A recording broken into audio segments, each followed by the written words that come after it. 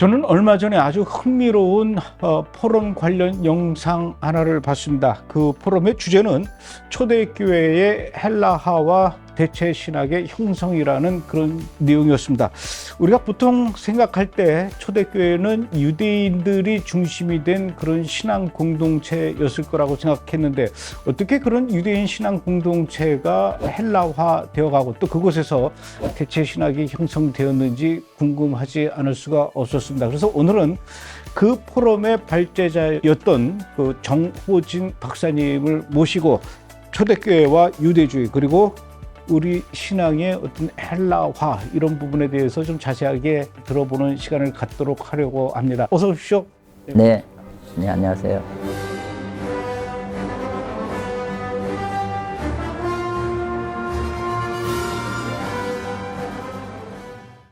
일단 초대교회의 그 헬라화라고 말씀하셨거든요. 그 박사님께서 얘기하시는 그 주제에서 초대교회는 어느 시대, 어느 교회를 얘기하는 겁니까? 우리가 잘 알다시피 예수님께서 이 땅에 오시고 난 다음에 이제 제자들이 복음을 전하기 시작했지만은 제일 먼저 생긴 예루살렘 교회, 모교회라고 하는 데에 우리가 잘 아는 야고보가 제 1대 감독입니다. 이건 이제 유세비우스에 의하면은 1대 감독인 야고보부터 해가지고 AD 135년에 바로 코코바가 이제 로마에 대항해가지고 분기를 일으킨 다음에 로마가 유대인들을 말살시키려고 예루살렘에서 우선 유대인들을 다 추방시켰습니다. 그래서 예루살렘의 그 모교회 안에 유대인이 남아있지 않아가지고 그때부터 이방인 출신의 감독들이, 크리스찬들이 감독으로 있었다고 돼 있습니다. 그래서 약 198년까지 그 후에 15명의 감독들이 더 나왔는데, 그러니까 1대부터 15대까지는 유대인이었고 135년 이후에부터 해가지고 198년까지 이방인 감독이 있었다고 유세비우스가 얘기합니다. 그때도 15명이었어요. 그러면서 점점점 어떤 현상이 나타나면 하면은 유대인들보다도 이방인들이 교회에 더 중심이 되고 사람 숫자가 많아지다 보니까 유대인에 대한 그 어떤 풍습이라든지 유대인들이 갖고 있는 사고라든지 이런 것들이 점점 교회 안에서 이제 배척당하는 그런 현상이 생기면서 사람들이 좀 그 헬라 문화 중심의 그런 해석을 성경도 이렇게 하게 되고 헬라 문화 중심적인 것으로서 기독교적인 문화를 대체시키는 그런 현상이 있었다고 보고 있습니다.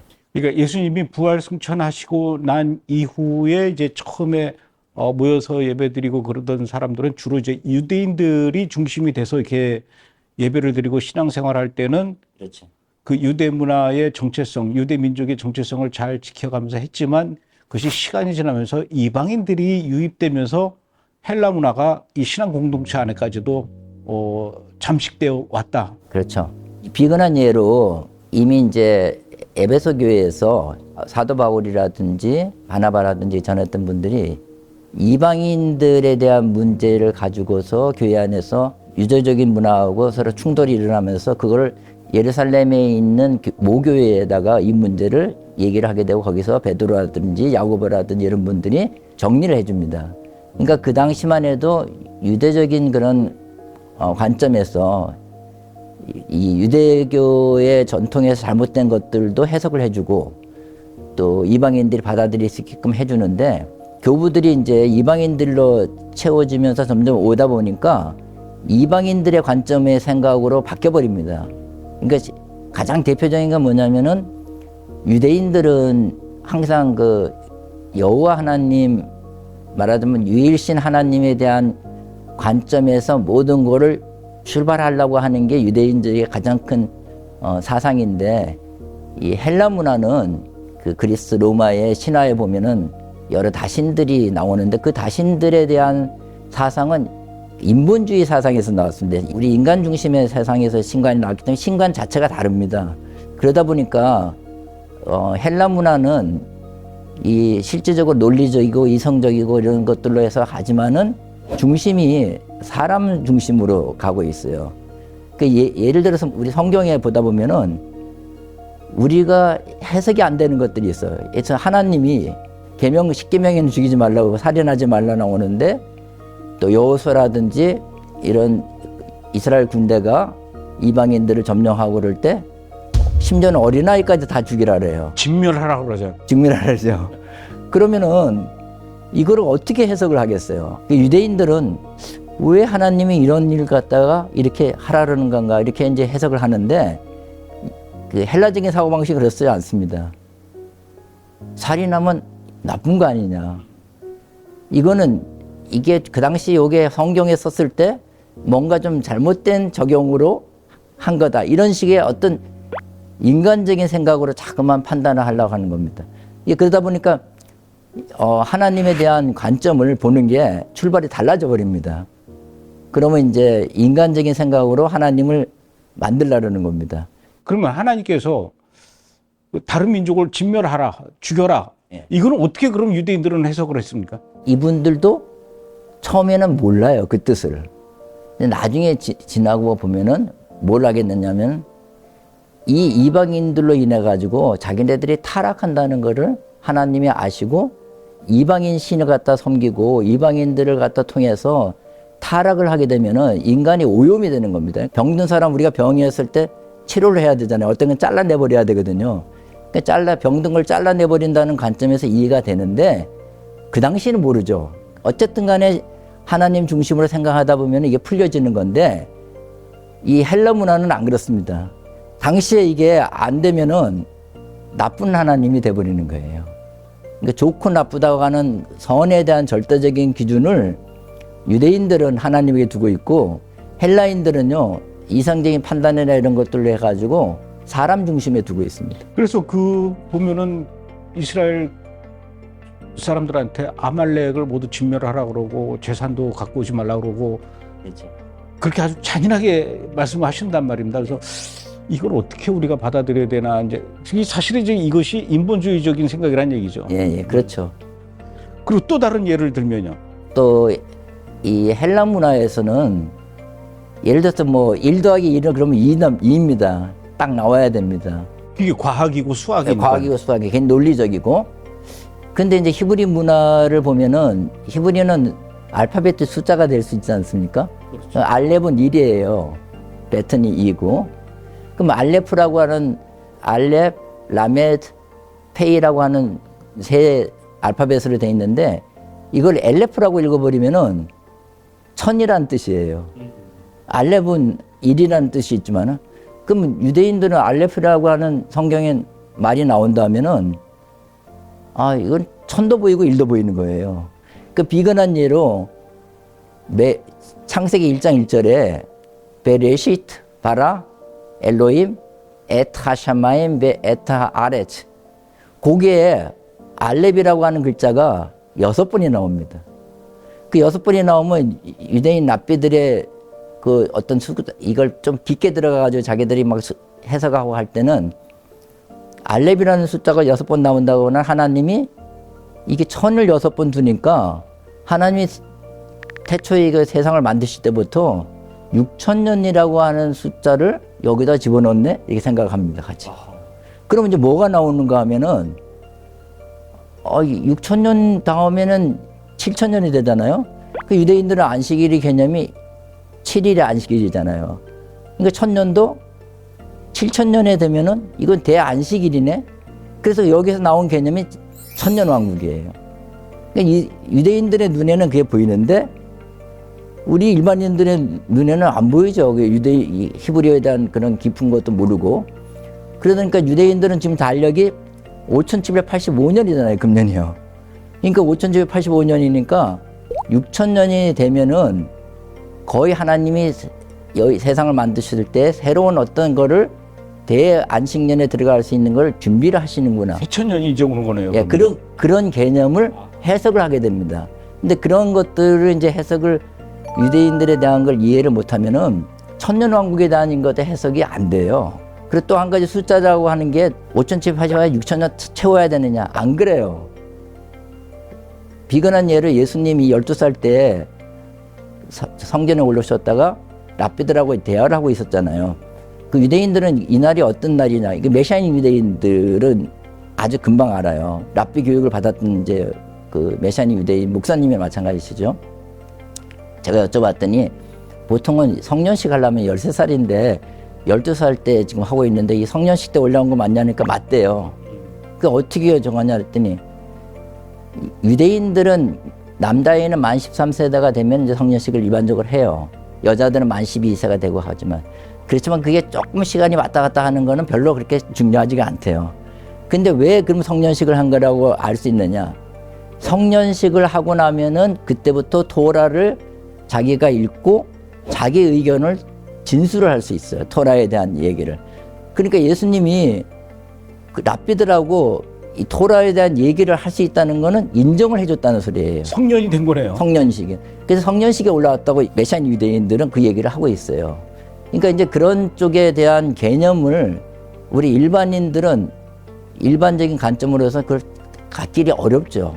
이런 것들에 대한 어떤 이렇게 흐름이 유대인들에 대한 것들이 성경을 제대로 볼 수 없을게끔 자꾸만 이후에 차단돼 버린 겁니다. 문화라든지 유대인들이 갖고 있는 관습이라든지 히브리어에 대한 중요성이라든지 이런 것들을 교회 안에서 되게 이제 배척시켜 버리는 경향이 생기다 보니까 유대인들이 안 보이는 거예요. 그러다 보니까 이제 뭐 심지어는 이제 이스라엘도 이스라엘이 아니다. 우리 교회가 이스라엘이라는 이런 대체 신학이 이제 나오게 되고 이제 그런 배경이 있다고 보고 있습니다. 그러면은 그때 당시에 그 초대교회 교인들 중에 또 일부는 이제 유대인들이 있을 수도 있고 네네. 또 이방인들 중에 이제 예수를 믿게 된 사람들도 이제 같이 합류했을 거고 그렇게 서로 다른 부류의 사람들이 모여서 신앙생활을 하면서 성경도 읽고 그러다 보면 지금 말씀하셨던 것처럼 그 이방인들은 헬라권에서 헬라 문화로 자꾸 성경을 자꾸 오역하고 유대인들은 그게 아닌데 이런 것 때문에 유대인하고 이방인하고 아무리 예수님 안에서 신앙생활을 하는 공동체 원이라 하더라도 갈등이 좀 있었을 것 같아요. 제가 볼 때는 지금 교회 안에서 그 심전의 메시안 유대인들하고 얘기하다가 조금 부딪히는 게 있습니다. 가장 큰 건 뭐냐면 삼위일체에 대한 설명이에요. 그러니까 메시안 유대인들이 삼위일체를 부정하지는 않아요, 거의. 아버지 하나님과 또 예수님과 성령님에 대한 삼위에 대한 거는 인정을 해요. 근데 그 삼위에 대한 설명을 하는 방법들이 다르죠, 이제 좀. 그러니까 일반적인 우리 기독교인들, 개신교인들하고는 설명하는 방법이 다르다. 그렇죠. 헬라적인 문화에서는 이제 조금 이제 헬라적인 사상을 조금은 이해를 하셔야 되는데 이 사람들은 신에 대한 얘기는 하지 않았지만은 이 모든 만물이 처음 생성된 거에는 뭔가가 있었다고 존재를 하고 얘기를 하고 있어요.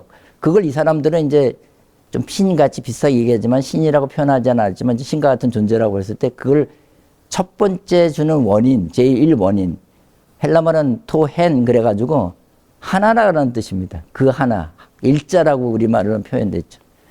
그 하나라고 하는 개념에서 이게 만물이 어쨌든 생겼을 거라 보는데 이 하나라고 하는 존재는 신과 같은 존재는 그러면 다른 물질에 영향을 주지만은 자기는 변하면 안 돼요.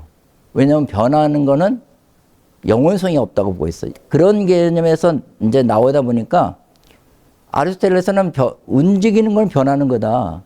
그러니까 신은 변하지가 않아야 되니까 움직일 수가 없다. 이런 개념이에요.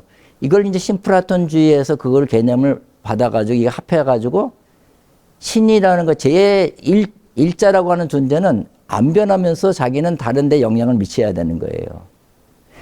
이런 사상이 성부에 대한 사상에 영향을 미친 거라고 보고 있어요. 왜냐하면 우리가 삼위일체 설명할 때 성부 하나님에 대한 역할이 없어요. 세상 만드셨다. 말씀으로 만드셨어. 그 말씀도 결국은 예수님이 말씀이 육신이 돼서 이 땅에 오신 거고 성령님이 또 역사하는 거고 성부에 대한 역사에 설명이 없어요. 이렇게 설명을 하다 보니까 삼위일체에 대한 설명을 하면서도 항상 어려운 거예요. 근데 유대인들은 안 그렇게 생각해요. 유대인적인 개념이란 뭐냐? 하나님이 세상 만드셨어. 하나님이 이 땅에 오셨어.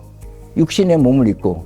근데 육신의 몸을 입고 오셨다는 거는 본인이 아담을 만드셨잖아요. 아담을 만드셨으니까 자기가 아담처럼 육신의 몸을 입고 왔으니까 하나님이 아담을 아들처럼 생각했거든요. 그러니까 당신도 아들이라 그러는 거예요. 당신이 왔어도 당신이 아들이라 생각하는 거, 부르는 거예요. 왜냐하면 그 영적인 그 어마어마한 우리가 모르는 세상을 다 설명해 줄 수가 없잖아요. 그러니까 그런 관념에서 하나님이 이 땅에 오신 거라 얘기하시면 쉽게 그냥 넘어가요. 이거를 헬라적인 사상에서는 막 설명을, 물론 성부, 성자, 성령의 한 분이시라는 거에 대한 기본적인 거는 다 인정을 해요. 근데 한 분이라 그러면서 또 설명이 들어가면은 또 마치 다른 것 같이 설명을 해요. 이렇게 삼위일체설이 설명하기가 힘든 거예요. 유대인들은 그렇게 얘기하고 싶지가 않은 거예요. 그냥 하나님이 이 땅에 오셨는데 처음에는 몰랐는데 인간으로만 생각해가지고 몰랐는데 정말 하나님이셨네. 이거 고백하는 거예요. 그러니까 우리가 그렇게 신앙 고백을 가면 되는데 우리처럼 이렇게 하여튼 나눠가지고 이건 나누는 건요 헬라 사상에서 나온 거예요. 그러니까 기존의 그 헬라권에 살던 사람들, 이방인들, 예. 헬레니즘이죠. 그 생각들을 갖고 이 성경을 읽고 이 기독교 신앙을 받아들이면서 기존의 그 헬레니즘 이 신앙을 버리지 않고 그걸 짬뽕시켜 버린 거네요. 맞아요. 성부, 성자, 성령에 대한 설명을 그 사상을 가지고 설명을 하려고 드는 거예요. 그러니까 그 틀을 버리지 못한 거죠. 그렇죠. 틀을 가지 못하다 보니까 그게 이제 영향을 미치다 보니까 나중에는 거기에서 니케아 공회로 그냥 신앙 고백으로 이렇게 해버린 거예요. 그러면서 자연스럽게 이제 대체 신학으로 연결되는 거군요. 그렇게 초대교회 때는 다 이 신앙 공동체가 믿음으로 생긴 거잖아요. 우리가 알다시피 베드로라든지 뭐 처음에는 요한이라든지 같이 예수님하고 생활했는데 예수님을 하나님의 아들이라는 고백으로만 가졌어요. 근데 부활하신 예수님을 만나고 성령의 역사하는 걸 체험을 하고 나니까 하나님이라는 고백을 한 거예요. 더요. 그러니까 우리가 마찬가지라고 생각해요. 오늘날도. 저도 신앙생활을 하면서 그냥 이론적인 어떤 지식적인 거로 얘기를 하면요. 항상 예수님 설명을 하면 성경의 아들이라고도 나오고 어떤 때는 나를 보면 또 아버지라고 하고 내 안에 뭐 아버지가 있고 아버지 안에 내가 들어가 있고 막 그러면 헷갈리잖아요. 근데 그러니까 저도 설명을 못 하겠더라고요. 뭐 여기저기 주석도 보고 뭐 강의도 들어보고 해도 못 하겠어요. 그런데 어느 날요 가장 쉬운 거는 유대인들이 말하는 것처럼 한 분이신 하나님이 그냥 이 땅에 오신 거네. 예수님이 하나님이시라 했는데 이게 보이는 게 달라요. 왜 그런지 아세요? 감독님은 어떻게 생각하는지 모르지만 저는 그랬어요. 여호와 하나님이 예수님이 여호와 하나님이야? 그렇게 저한테 누가 질문했을 때 답을 못 하겠더라고요. 왜? 뭔가 여호와 하나님 그러면 꼭 성부 하나님만 그거 성자 하나님은 뭔가 다른 것 같이 생각이 되는 거예요. 잠깐만. 근데 유대인들이 생각하는 것처럼 하나님이 이 땅에 오십니다. 그럼 유대인들이 믿는 하나님 여호와 하나님이잖아요. 그 여호와 하나님이 이 땅에 오셨어요. 이분이 여호와 하나님이죠. 예수님이 여호와 하나님이에요. 그 다음서부터는 약간 성경에 보는 눈이 확 달라져 버렸어요. 예전에 예.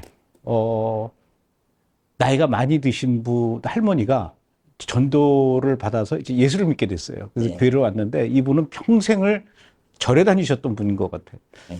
그러니까 예수를 믿게 되었어도 목사님을 만나서 목사님이 할렐루야 그러면 아멘 하면 되는데 아멘 할 때 꼭 두 손을 모아서 아멘 이러시더라는 거죠. 그러니까 그게 뭐냐면 그만큼 불교 문화권 또 유교 문화권에서 이렇게 오랫동안 살아오던 사람들이 예수를 믿게 된다든가 또는 많이 안다라고 해도 사람의 지식이라는 건 한계가 있지 않습니까?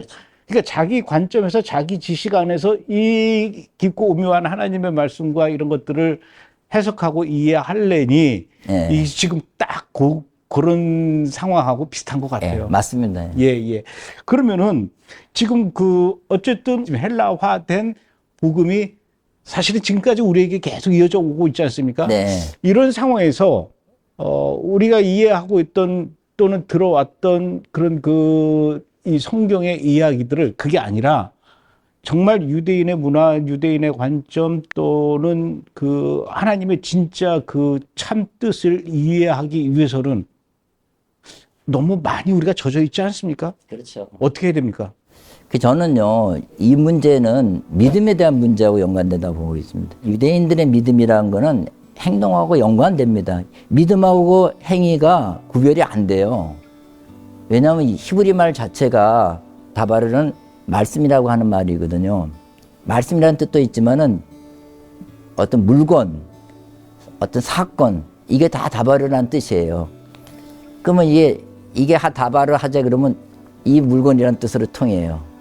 그러니까 이 보이는 물건하고 하나님 말씀하고는 거의 같이 이게 나타나는 현상이에요. 하나님이 이 종이가 생겨라면 종이가 생기는 거예요. 하나님 요 앞에 지금 뭐 자동차가 하나 필요하니까 생겨라면 생기는 거예요. 하나님은요. 우리의 관점에서는 그건 뭐 이상하죠. 보이지 않는 거 생긴 거니까. 근데 유대인들의 말에 갖고 있는 관점에서나 유대적인 면에서는 하나님이 하시면 되는 거예요. 그 유대인들은 하나님 말씀 얼만큼 중요시 여기고 있느냐. 제가 이스라엘에서 6년 반 살았거든요. 제가 유대인들하고 같이 살면서 굉장히 제 나름대로 신앙적으로 제가 반성을 많이 하고 하는 거는 유대인들은 하나님 말씀을요 정말 사랑해요. 하나님 말씀이라면 진짜로 이걸 건드리지를 못할 정도로. 비근한 예를 우리가 쉐마라고 하는 가장 유대인들이 많이 사용하는 쉐마, 쉐마 이스라엘 아도나이 엘로헤이누 아도나이 헤아트. 이스라엘아 들으라, 하나님은 한 분이시니 우리가 마음과 뜻을 다해서 하나님을 사랑하라. 신명기 6장 4절부터 해가지고 쭉 나와 있는 이것을 갖다가 유대인들은 자녀들에게 가르치라 그랬거든요. 그리고 심지어는 이 말씀을 이 손목에다가도 메고 이마에다가도 붙이고 문설주에다가도 붙이고 그 말을 하잖아요. 그걸 그대로 하기 위해서 이 타프닌이라고 만든 거에다가 그 말씀을 그대로 써가지고 집어넣고 이마에다가 붙여요. 그렇죠. 아시죠? 예. 또 이 손에다가도 매가지고 하고 이 손목에다 매고 심지어는 여기다까지 맵니다. 손도. 왜냐면 이거는 마음에 새기는 거를 우리 어른들이 되면 마음에 새기는 거를 뭐 알죠. 근데 애들은 마음에 새기는 걸 어떻게 알아요? 심장을 마음이라고 생각하고 있으니까 마음에 가까운 여기까지 이걸 붙이게끔 하는 거예요. 이걸 애들 때문에 더 생긴 거라고 보고 있어요.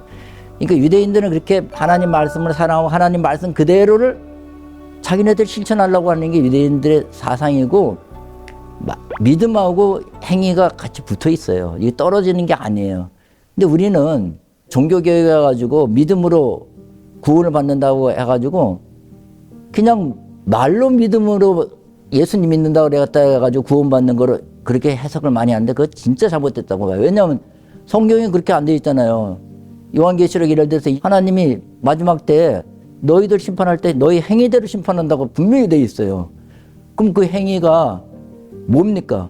믿음 속에서 나온 행위가 같이 붙어 있는 거거든요. 행위하고 믿음에 대한 것들을 유대 사상에는 그거 떨어뜨릴 수가 없어요. 믿음, 너가 믿었으면 바로 행하는데 안 행하면 믿음이 아닌데 이게 유대 사상이거든. 이게 헬라 사상이니까 요새 보이지 않게 그런 강조를 하다 보니까 교회가요 믿음에서 행위 안 나가니까 죽은 믿음이 돼버리는 거예요. 그래서 힘이 없어지는 거예요. 그래서 오늘날 우리가 유대 사상을 갖다가 이게 돌아가자고 하는 거는 이런 의미를 회복시키자는 뜻이에요. 저는 그렇게 생각하고 있습니다. 우리는 보통 이제 바다하고 호수 이 개념이 분명하지 않습니까?